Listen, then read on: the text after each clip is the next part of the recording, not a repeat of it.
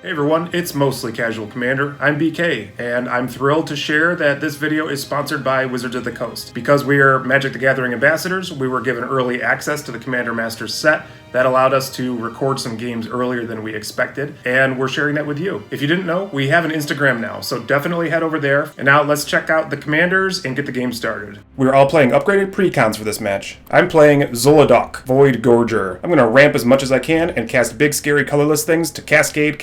Chris is playing Commodore Guff. This is a Jeskai Super Friends deck, looking to assemble as many planeswalkers as he can. Matt loves slivers, and he's playing Sliver Gravemother. And with her leading the charge, the ultimate tribe doesn't care if they die or not. Anikthea, Hand of Erebos, is being piloted by Scott. He's looking to fill up his graveyard with enchantments and then reanimate them, turning them into copies that are also zombies. Please subscribe if you haven't already, and stick around for an appearance from my fat cat, Meatball. He's so chunky. I started things off playing a Waste and passed to Chris, who played Mystic Gate. He then passed the turn over to Matt, who played a Rafine's Tower as his land before passing over to Scott. He played a Fortified Village. He did in fact reveal a forest card to us before passing back to me. I played Urza's Saga as my land for turn. Then I tapped both my lands to cast Liquimetal Torp. Not as good as a Soul Ring, but it'll do. I pass the turn back over to Chris, who plays a Karn's Bastion as his land, and then he casts Boros Signet and passes the turn back over to Matt. He draws and plays a Forest as his land before casting Farseek, so he could find a Plains, Island, Swamp, or Mountain. In response, Scott cycles a Cast Out from his hand, drawing a card, and Cast Out is right where he wants it. Matt found a Ketria Triome from Farseek before passing over to Scott. He plays a Command Tower as his land, and drops a Soul Ring. And with that in play, he drops Herald of the Pantheon, reducing the cost of his enchantments, and he'll start gaining some life whenever he casts them. On my turn, I draw, throw a lower counter on Urza's Saga, play a Wastes, and then I drop Thran Dynamo. Not bad in a colorless deck. On Chris's turn, he plays Mobilized District as his land, and then he casts Mangara the Diplomat, hoping to draw some extra cards if we double spell. He passes back over to Matt, and he plays Spara's Headquarters as his land for turn, before casting Spiteful Sliver. He said he really wants to cast Blasphemous Act with that out. He passes the turn over to Scott. He draws and plays a Forest as his land before casting his commander, Anikthea, or Anikthea. I like the way they both sound. His Herald of the Pantheon triggers, he gains a life. When his commander ETB'd, it said, yo, get a free cast out, but instead it's a zombie that's a 3/3 and snatch up that Spiteful Sliver. He passed a turn over to me. I draw, put my third lore counter on Urza's Saga, and in response to the triggered ability, I activate it, getting a Construct. Then its triggered ability will resolve, and I'll go find a Soul Ring and have that enter my battlefield for free. Using all of that manas, I will cast my commander, Zhulodok, Void Gorger. And I'm feeling pretty good on turn 4. I pass a turn over to Chris, who plays Mila, Crafty Companion. It's sort of like a mini insurance policy if people mess with his planeswalkers. He moves into combat at Matt, dealing him 2 damage with Mangara, gaining 2 life. He passes the turn. Matt plays a Plains as his land for turn, before casting his commander, Sliver Gravemother. So if his slivers end up in the graveyard, he could just encore them out and do a lot of damage. On Scott's turn, he plays a Swamp, and then he casts Mind Rack Harpy. When that's cast, it triggers his Herald of the Pantheon, gaining him a life, and then he casts Cunning Rhetoric. This also gains him a life, but it's also the second spell he casts that turn, so Chris gets to draw a card. So Scott gains his point of life before moving into combat, and Mind Rack Harpy says, yo, have everybody mill 3 cards, which is probably good in Scott's deck, seeing as he wants stuff in his bin. He then moves into combat, swinging his Copy Zombie Cast Out at me and his commander at Matt. When his commander attacked, he gets a free Grasp of Fate, so it turns into a Copy Zombie. He targets 3 things, 1 from each opponent. Scott chose Zhulodok, Sliver Gravemother, and Mangara the Diplomat. When Mangara was targeted, Mila says, yo, draw a card. Matt and I have our commanders go back to the command zone, and Mangara gets exiled underneath Grasp of Fate. Combat damage is resolved, and then Scott passes the turn over to me. I play Buried Ruin as my land for turn, and then cast Gilded Lotus. So yeah, my plan's pretty simple. I just ramp as much as possible and cast big dumb stuff. I drop a Geode Golem. I'm hoping to be able to cast my commander for free if I smash somebody with him. I move into combat with my Construct at Scott, so this triggers his Cunning Rhetoric, exiling the top card of my library. It's a Wastes, and then he could play that on a future turn. He takes his beats, and then I pass to Chris. He plays an Island. Following that, he casts this guy, Vlokith champion. It makes his counters better. He casts Talisman of Progress as a follow-up before passing the turn over to Matt. He plays Cascading Cataracts. Following that, he drops a Gemhide Sliver. So all of his slivers are now mana dorks, sliver dorks. Then he casts Blur Sliver. Now his sliver dorks are fast sliver dorks, and lets him do this. And play Windfall. Oh, no! 5. So upset with you. Why? Kozilek. Straight up. So upset with you.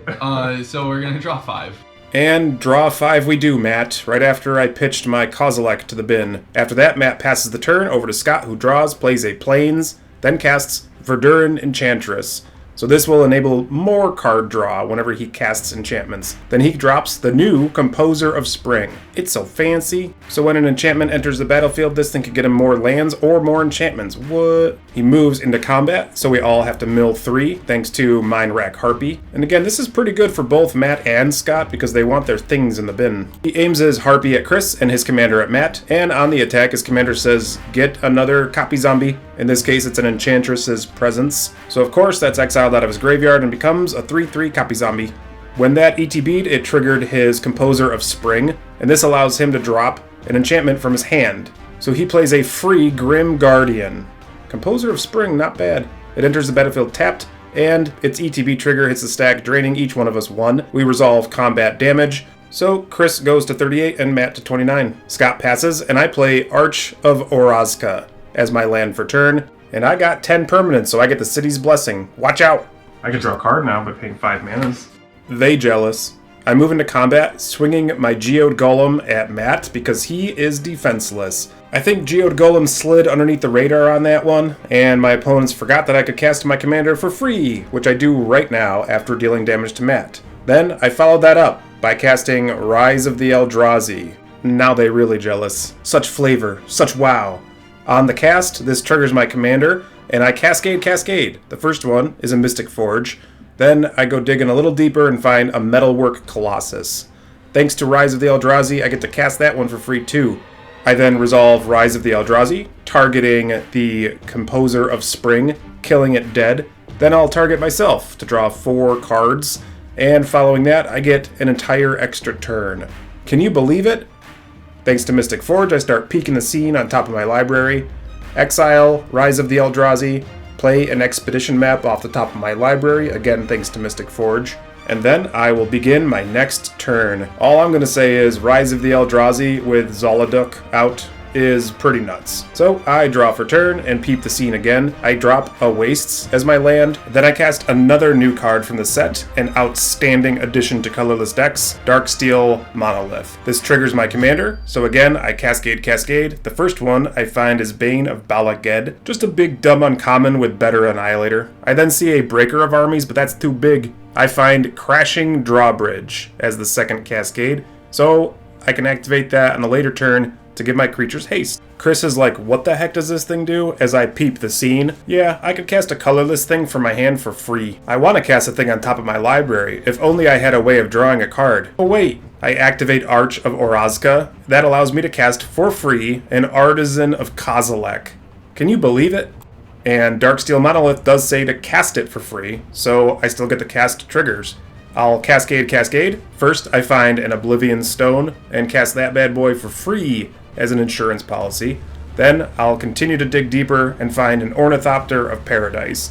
I told you, it's basically nothing but ramp and giant, dumb, colorless things. And after having resolved that cast ability, I resolve Artisan of Kozilek's ability and get Kozilek proper out onto the battlefield. Now, of course, I'm not casting Kozilek the Great Distortion, so I don't get to draw the cards, but I could potentially counter a spell with him out, and he's a 12/12. And I'm feeling very well positioned, so I move into combat, swinging at Matt and Scott. On the attack, Scott's Cunning Rhetoric triggers, so that'll exile a card, and he finds a Worn Power Stone that he can cast on a later turn.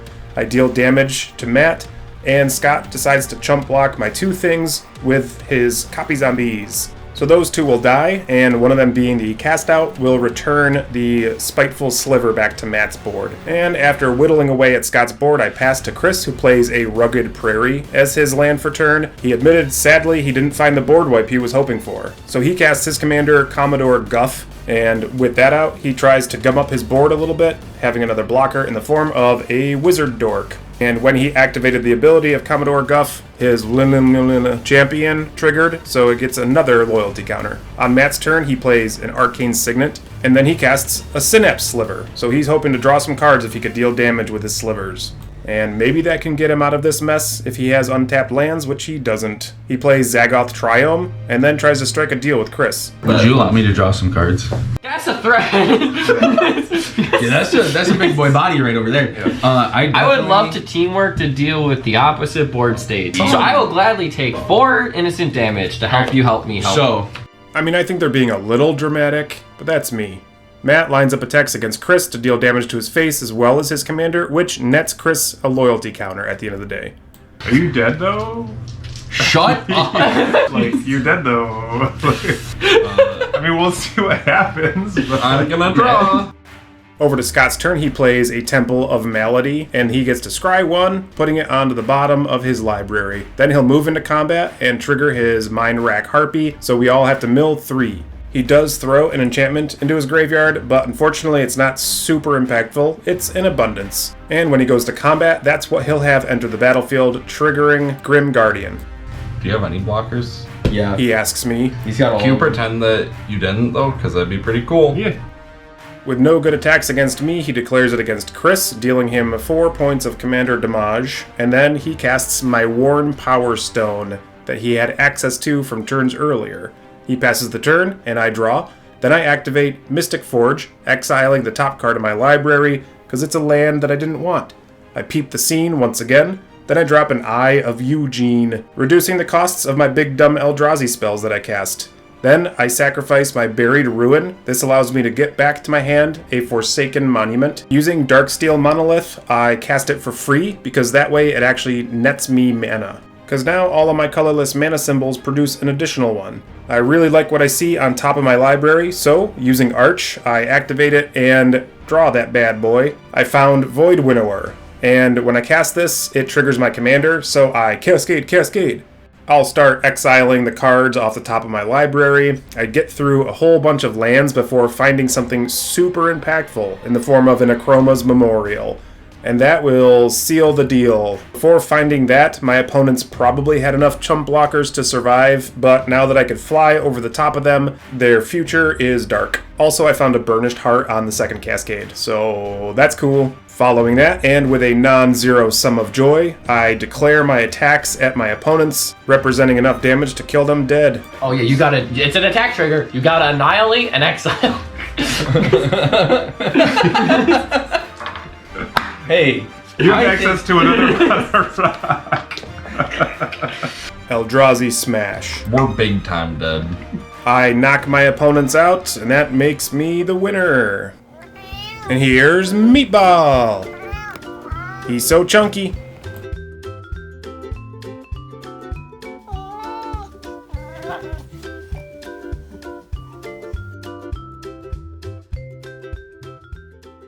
And there you have it, that's the game. A bit of a runaway for Zhulodok and his big, dumb, colorless things. Let us know what you thought about the game in the comments, subscribe if you haven't already, and as always, thank you for watching.